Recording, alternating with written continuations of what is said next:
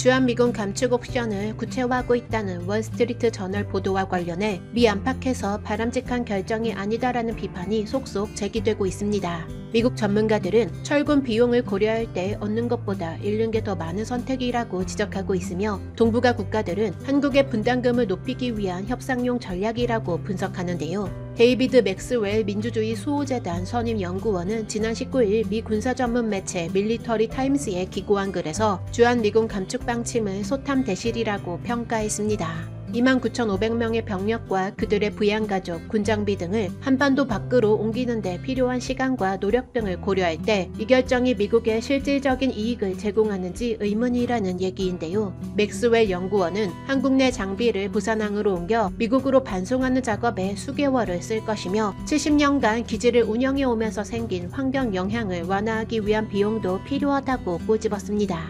그리고 그는 주한미군의 병력 구조를 유지한다면 본부부터 막사까지 이들 조직을 미국에 배치하기 위한 시설 대부분을 새로 건설해야 하며, 이는 모두 미국인의 세금으로 충당될 것이라고 지적했는데요. 그리고 주한미군은 한반도 내 전쟁을 억제하는 유일한 것이라는 황장엽 전 북한 노동당 비서의 말을 인용하면서 동북아 지역에서의 미군 감축은 이 지역 내 미국의 전략적 지위의 손실로 이어지고, 이는 곧 중국의 활동을 촉진할 것이라고 내다봤습니다. 이런 상황에서 호주 전국지인 더 오스트레일리아는 이날 주한미군 감축 움직임에 대해 지미 카터 전 대통령만큼이나 취약한 전략적 무능의 일종이라면서 강하게 비판했는데요. 이 신문은 주한미군 감축안이 한국 정부가 자국 방어를 위해 더 많은 돈을 지불하도록 하기 위한 협상용 엄포라면서 동북아 지역에서 중국의 침략에 관한 긴장이 고조되고 있는 가운데 미국의 힘이 약해지고 있다는 증거가 될 뿐이라고 지적했습니다. 그렇다면 호주가 왜 트럼프 대통령의 주한미군 감축 발언에 강하게 비판하고 나선 것일까요? 일본 니혼게이자이 신문은 지난 5일 미국이 감축 계획을 밝힌 독일 주둔 미군 일부를 태평양에 재배치하는 안이 부상하고 있다고 보도했는데, 이는 주동 미군 감축 인원 9,500명 중 일부를 중국의 군사 위협 등에 대응하기 위해 일본, 호주 등에 재배치할 수 있다는 것입니다.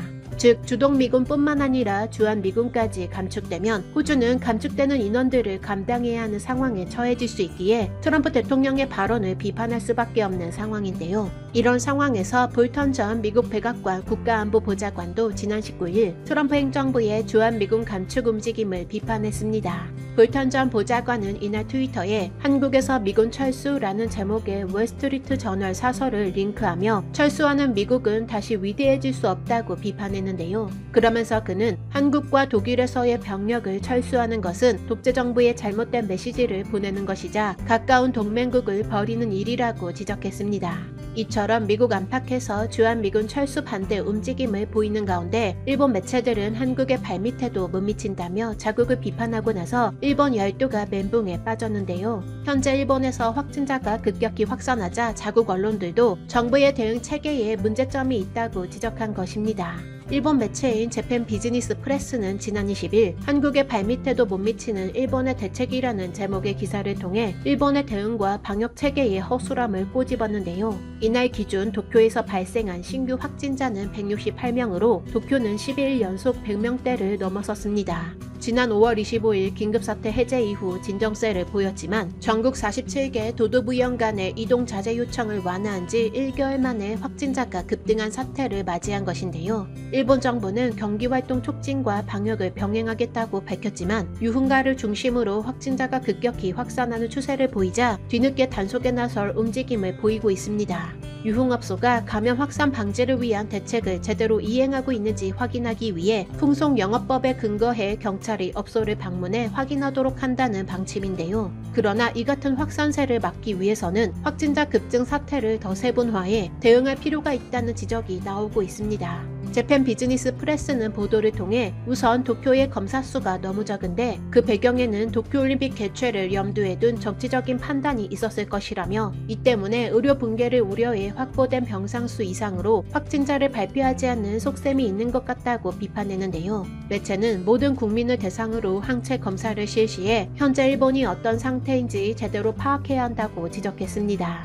그리고 한국의 대응을 본받아야 한다는 주장도 더했는데요. 재팬 비즈니스 프레스는 드라이브 스루 검사 등 철저한 데이터 분석을 통해 이태원 확산 등을 파악하고 있는 한국의 방역을 상기할 필요가 있다면서 도쿄, 오사카 등 광역단체 확진자만을 발표하는 것이 아닌 신주쿠, 이케부쿠로 등 지역을 세분화해 검사 수와 양성률을 분석하는 데이터가 필요하다고 강조했습니다. 그리고 이미 대부분의 개발도상국에서도 확립되어 있는 공중예방위생 ICT 네트워크가 일본에서는 제대로 이뤄지지 않고 있는 것이 드러났다며 일본의 허술한 방역체계를 비판했는데요. 일본 정부가 침체한 경기를 살리겠다면서 국내 여행 비용 일부를 쿠폰으로 보전해주는 정책인 고투 트래블을 22일부터 시행하기로 해 확진자 급증 사태가 당분간 진정세에 접어들기 어려운 상황에서 앞으로 어떤 정책을 펼쳐 현재 사태를 진정시켜 나갈지 귀추가 주목되는 바입니다. 여러분의 구독과 좋아요는 콘텐츠 제작에 큰 힘이 됩니다. 시청해주셔서 감사합니다. 이상 세상사였습니다.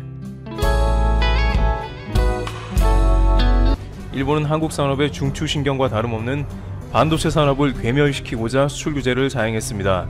이것은 강제징용 판결에 대한 보복으로 나온 것 치고도 너무 강력한 사안이기 때문에 일각에서는 경제전쟁이다 혹은 한국과 단교 수준까지 가려고 한다는 등의 의견이 나오며 양국 관계가 파탄이 난 것입니다.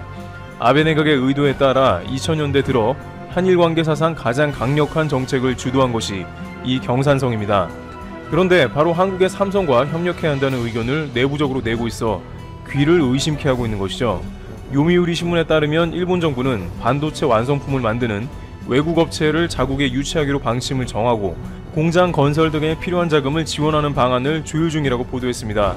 보도에 따르면 일본 정부는 자국의 첨단 반도체 생산 체제를 서둘러 회복시키기 위해서는 해외 기업의 협력이 필요하다고 판단해 이런 정책을 추진한다고 전해집니다. 일본 내에 제조 거점을 확보해 반도체의 공급이 중단되지 않도록 하고 기술 생산 노하우를 확보해 반도체 산업을 재건한다는 구상입니다. 도쿄 일렉트론 등 일본 반도체 장비업체나 연구기관 등과 공동 개발을 하는 것을 전제로 외국 업체에 수년간 수천억엔, 수조원 규모의 자금을 지원하는 방안을 가정하고 있다는 것입니다. 이를 위해 일본 경제산업성은 삼성전자 및 인텔과 더불어 반도체 시장의 빅3인 대만 TSMC를 중심으로 유치활동을 벌인다고 요미우리는 전했습니다. 경제산업성은 삼성전자나 미국 기업과 협력하는 방안도 염두에 두고 있다고 신문은 덧붙였습니다.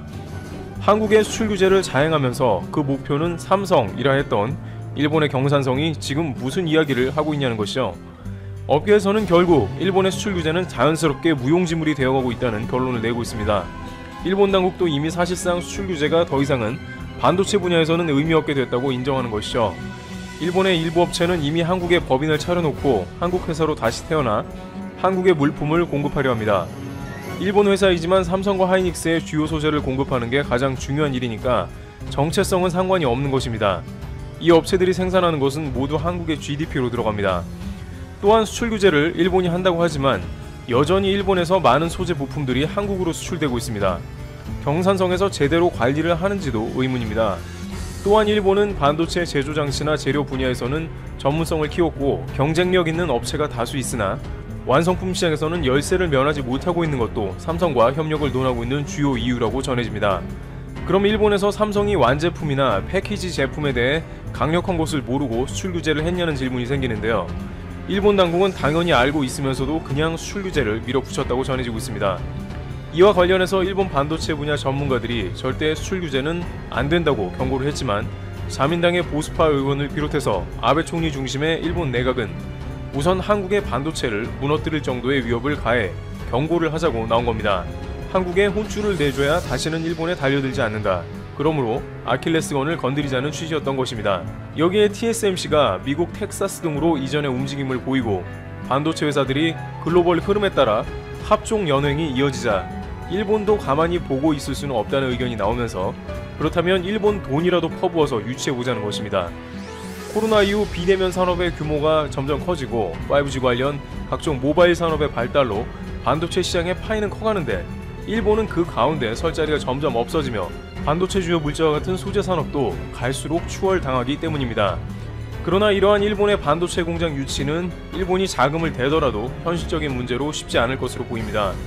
이미 대만의 TSMC는 화웨이 대항마로서 미국의 공장을 옮기는 움직임이고 화웨이와는 관계를 끊을 것입니다. 어느 정도 미국에 압박이 들어가 있는 상태이기 때문에 미국 정부가 TSMC를 컨트롤하는 상황이 들어가므로 일본에서 TSMC 공장을 유치하기는 쉽지 않아 보입니다. TSMC는 작년 11월 도쿄대와 공동연구소를 세우는 등 일본과 반도체 개발 분야에서 협력하고 있습니다만 공장을 세우는 것은 또 다른 문제라는 것입니다. 바로 일본의 지진 문제 때문으로 과거 미국의 마이크론이 일본 공장이 지진으로 타격을 입은 전례가 있어서 글로벌 업체들은 예민하고 전력 공급이 중요한 반도체 라인을 일본에 세우길 꺼려하는 것입니다. 반도체 업계 특성상 단시간 정전이 되더라도 피해 금액이 엄청나기 때문에 간과할 문제는 아닌 것입니다. 또한 삼성과 같은 기업은 현금 보유량도 많기에 돈을 퍼붓는다고 일본과의 협업을 허락할지도 의문입니다. 이와 같이 일본은 불과 1년 전에 삼성을 중심으로 한 한국 반도체를 무너뜨리겠다고 한 이야기를 잊었는지 완전히 다른 방향의 이야기를 하고 나온 상황입니다. 그나마 한국이 지리적으로나 여러가지 일본과 가장 협력하기 쉬운 나라였을지는 모르나